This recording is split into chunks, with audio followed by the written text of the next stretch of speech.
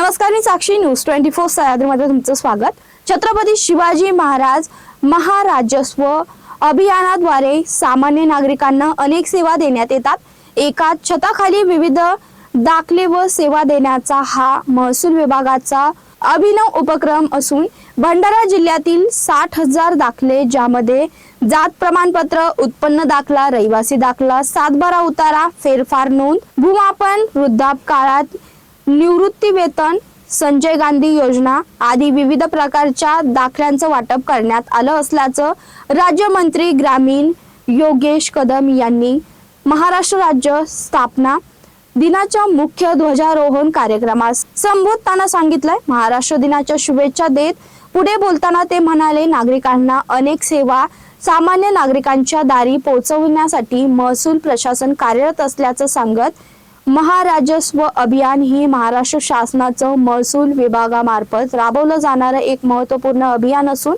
याचा मुख्य उद्देश नागरिकांना महसूल विभागाच्या सेवा जलद, पारदर्शक आणि सुलभ पद्धतीने उपलब्ध करून देणे हा आहे।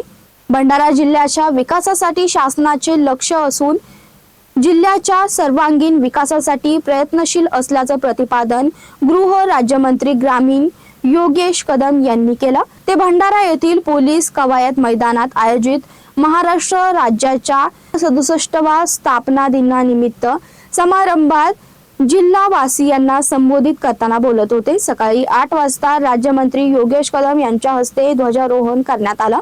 ध्वजारोहणापूर्वी राष्ट्रगीत वंदे मातरमने कार्यक्रमाला सुरुवात झाली। त्यानंतर राष्ट्रीय सलामी व राष्ट्रगीत व राज्यगीत म्हणण्यात आलं।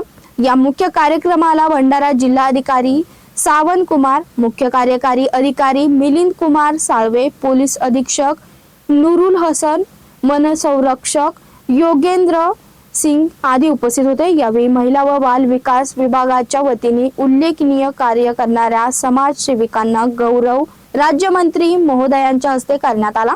या बातमीसह इथेच थांबतोय। तुम्ही पाहता न्यूज 24 सह्याद्री।